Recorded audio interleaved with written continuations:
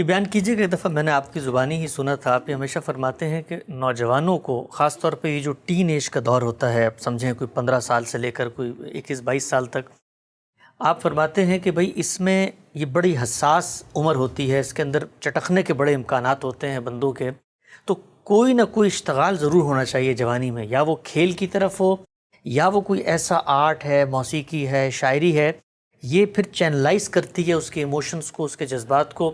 Otherwise آپ کے بھی علم میں ابھی ہم گزشتہ دنوں گئے بھی تھے، بڑے پیمانے پہ آج کل خبریں آ رہی ہیں، نوجوان بچے 20-20 21-21 سال کے چھوٹے چھوٹے ایشوز پہ ڈپریس ہو کے خودکشی کی طرف جا رہے ہیں۔ کتنا ضروری آپ سمجھتے ہیں کہ یہ ٹین ایج میں اپنے بچوں پر محنت کر کے ان کو آرٹ کی طرف اور سپورٹس کی طرف ہمیں راغب کرنا چاہیے؟ یہ تو اس سے پہلے کرنا چاہیے۔ اس کی وجہ یہ ہے کہ یہ ایسی عمر ہے جس میں آپ جو چیزیں سکھا چکے ہیں ان کا ظہور ہوتا ہے۔ کوشش کرنی چاہیے کہ فنون لطیفہ کی طرف بچوں کا رجحان پیدا کیا جائے، انہیں فنون لطیفہ سے متعارف کرایا جائے۔ یہ تو نہیں کہا جا سکتا کہ سب لوگ یکساں ہوتے ہیں، لیکن اللہ تعالیٰ نے دو بڑی غیر معمولی چیزیں انسان کو دی ہیں، ایک حصہ جمالیات اور ایک حادثہ اخلاقی۔ تو جس طرح حادثہ اخلاقی کی تربیت کی جاتی ہے، اسی طرح حصہ جمالیات کی تسکین کے لیے بھی فنون لطیفہ کے ساتھ اشتغال بہت ضروری ہے۔ اس میں پھر لوگوں کے الگ الگ رجحانات ہوتے ہیں، کسی کا مصوری کی طرف ہو جائے گا، کسی کا شاعری کی طرف ہو جائے گا، کسی کا غنا کی طرف ہو جائے گا۔ یہ سب چیزیں قلب میں ایک لطافت پیدا کرتی ہیں، طبیعت میں نرمی پیدا کرتی ہیں، جو بعض اوقات مذہبی احساسات لوگوں کے اندر خشونت پیدا کر دیتے ہیں، اس کو اعتدال پر لاتی ہیں۔ تو طبیعت کا اعتدال اور توازن یہ بہت ضروری ہے۔ میرے نزدیک تو فنون لطیفہ کو تعلیم کا بھی لازمی حصہ بننا چاہیے، اور بچوں کو بھی اس جانب رغبت دلانی چاہیے۔ اسی میں ظاہر ہے کھیل بھی شامل ہے۔ اگر کھیل سے آپ کی دلچسپی ہو جائے گی کسی سے، تو بڑی حد تک جو انسان کے اندر ایک قوت کا ظہور ہوتا ہے، اس کے لیے بہت اچھا چینل مل جاتا ہے۔ بچوں کو ترغیب بھی دینی چاہیے، خود بھی آگے بڑھ کے ان کے ساتھ شامل ہونا چاہیے، یہ بڑا ضروری ہے۔ یہ جو آپ نے حادثہ بیان کیا ہے، یہ حقیقت ہے کہ میں جب ملیشیا میں تھا تب بھی سنتے تھے بچوں کی خودکشی۔ یہاں بھی آنے کے بعد ابھی چند روز پہلے بھی اسی طرح کے ایک حادثے کے بارے میں معلوم ہوا۔ اس میں بہت زیادہ کردار ہمارے ہاں والدین کی تربیت نہ ہونا بھی ادا کرتا ہے۔ یعنی وہ ظاہر ہے کہ معاشرے کے اندر جو تغیرات آ گئے ہیں، جس طرح کا ایکسپوجر بچوں کو مل گیا ہے، جیسے ایک تہذیبی یا سیاسی غلبہ بعض اوقات چیزوں کو ایک راستے پر ڈال دیتا ہے، اس سے محرومی ہو گئی ہے۔ اس وقت مسلمان قومیں وہ کسی ایسے مقام پر نہیں ہیں کہ لوگ ان کی طرف دیکھیں، بلکہ مغرب اور مغربی تہذیب اور مغرب کا سیاسی غلبہ وہ لوگوں کے لیے بڑی غیر معمولی کشش کا باعث بھی بنتا ہے۔ تو یہ ساری چیزیں مل کر یہ ٹین ایج میں جس کو آپ نے تعبیر کیا ہے، اس میں بچوں کے اندر بڑی کشمکش پیدا کرتی ہیں۔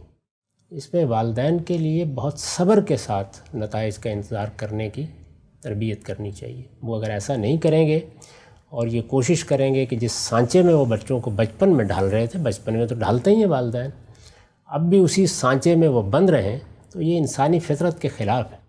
اس میں آپ کو آزادی دینی پڑتی ہے، اور کچھ دیر کے لیے بعض نتائج کو بھی صبر کے ساتھ برداشت کرنا پڑتا ہے۔ اگر اس زمانے میں بہت زیادہ روک ٹوک نہ کی جائے، پیچھا نہ کیا جائے، ان کو بعض چیزیں منوانے کی صحیح نہ کی جائے، اس کو گھر میں ایک نفسیاتی ترغیب کا ذریعہ نہ بنا لیا جائے، ان کو ذہنی دباؤ میں رکھ کر کچھ چیزوں پر آمادہ نہ کیا جائے، اور آزادی کے ساتھ ان سے محبت کی جائے، ان کی اچھی ایکٹیویٹیز میں والدین شریک ہوں، تو میں آپ سے عرض کرتا ہوں کہ ایسا بھی ہوگا کہ بعض بچے انحراف نہیں کریں گے، لیکن اگر کریں گے بھی تو آخری درجے کے انحراف کے بعد بھی یہ محبت کا رشتہ ان کو کھینچ لائے گا۔ اس میں عام طور پر والدین جس طرح کا رویہ ہمارے ہاں اختیار کرتے ہیں، اس کے بڑے برے نتائج نکلتے ہیں۔ یعنی یا بچوں میں ایک منافقانہ طرز عمل پیدا ہو جاتا ہے، ان کا کوئی ابلاغ کا رشتہ والدین کے ساتھ نہیں ہوتا، اور یا پھر اس طرح کے حادثے ہو جاتے ہیں۔ تو اس میں یہ بڑا ضروری ہے کہ جب بچے چھوٹے تھے تو آپ انہیں تہذیب سکھائیں، ادب سکھائیں، اپنی زبان سکھائیں، اپنے مذہب کی روایات سکھائیں، اللہ تعالیٰ کے ساتھ ان کا تعلق پیدا کریں، اس وقت بچے ریسیونگ اینڈ پہ ہوتے ہیں، وہ قبول کرتے ہیں چیزوں کو. لیکن جیسے جیسے ان کا شعور بہتر ہوتا چلا جاتا ہے تو انسان اصل میں پھر آزادی سے اپنے آپ کو پابندی کی طرف لے جاتا ہے. یعنی انسانی شخصیت کو اگر آپ چند لفظوں میں تعبیر کریں تو وہ پہلے مرحلے میں پابندی کو قبول کرنے کا داعیہ لے کے آتا ہے، پھر اس کے بعد وہ آزادی کا لطف اٹھانا چاہتا ہے، اور پھر اس کے بعد اگر وہ پابندی قبول کرتا ہے تو اس کی خواہش ہوتی ہے کہ یہ پھر اس کی اپنی انتخاب کردہ پابندی ہو. تو ان تینوں مراحل کا لحاظ کرنا چاہیے جو ہم عام طور پر نہیں کرتے. ٹھیک ہے، ایک نقطہ آخری ہم سے پوچھنا چاہتا ہوں. ہمارے ہاں بالخصوص ہندوستان پاکستان کا جو ماحول ہے، یہ والدین بچوں پر، اور پہلے شاید آپ کو آپ کی عمر میں یا جو آپ کی جنریشن تھی ان کو محسوس نہ ہوتا ہو، اب جو ہے وہ شادی کے لیے جو ایک جس کو آپ کہتے ہیں مینٹل ٹارچر کا سلسلہ شروع ہو جاتا ہے. وہ روز کھانا کھا رہا ہے، بھائی شادی نہیں کر رہا، پانی پی رہا ہے، شادی نہیں کر رہا، گاڑی میں جا رہے ہیں، اور پھر سب کے سامنے بھی لوگ بھی اس کو. تو اس کے بھی آپ کو لگتا ہے کہ وہ کافی منفی نتائج نکلے ہیں؟ تینوں چیزوں کے، یعنی اس وقت جو تعلیمی نظام بن گیا ہے بدقسمتی سے، اس میں یونیورسٹی کی سطح پر غیر معمولی اسٹریس ہوتا ہے. والدین بھی اس میں اپنا حصہ ڈالتے ہیں، یعنی اپنے سامنے کچھ اہداف رکھ لیتے ہیں اور اس کے بعد روز ایک نفسیاتی اذیت سے گزارتے ہیں کہ یہ تمہیں حاصل کرنے ہیں. اللہ تعالیٰ انسانوں کو ایک طرح سے پیدا نہیں کرتا، یعنی وہ تو بہت بڑی تعداد میں ہنرمند لوگ پیدا کرتا ہے.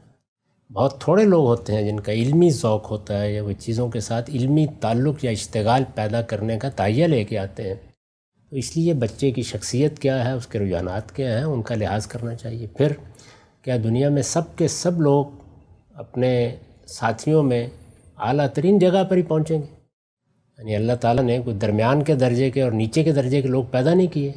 تو آپ بچے کے لیے وہ فضا نہ پیدا کریں کہ وہ ذہنی دباؤ میں شب و روز بسر کرنا شروع کر دے. ایک تو پہلو یہ ہوتا ہے کہ ہمارے ہاں تعلیم کا معاملہ کچھ ایسا بنا دیا گیا ہے. میں نے دیکھا کہ بہت سی جگہوں کے اوپر یونیورسٹیوں میں طلباء تنہائی سے تنگ آ کر، اس اسٹریس سے تنگ آ کر، امتحانات پے در پے امتحانات اور تیاریوں سے خودکشی کر لیتے ہیں. تو اس وجہ سے یہ ہمارے نظام تعلیم کو جو لوگ تعمیر کرتے ہیں ان کو بھی سوچنا چاہیے، والدین کو بھی اس کے بارے میں سوچنا چاہیے. دوسری چیز معاش ہے، اور تیسری پھر شادی. تین ہی چیزیں ہیں. ان سب کے معاملے میں ایسے رویے نہیں اختیار کرنے چاہیے کہ جو بچوں کے لیے اتنے زیادہ ذہنی دباؤ کا باعث بن جائیں کہ یا وہ اپنی شخصیت کو برباد کر بیٹھیں یا اس طرح کا اقدام کر ڈالیں. ٹھیک ہے ہم سب، وقت ہمارے یہاں پہ ختم ہوتا ہے. انشاءاللہ دوبارہ حاضر خدمت ہوں گے. اب تک آپ کا بہت شکریہ.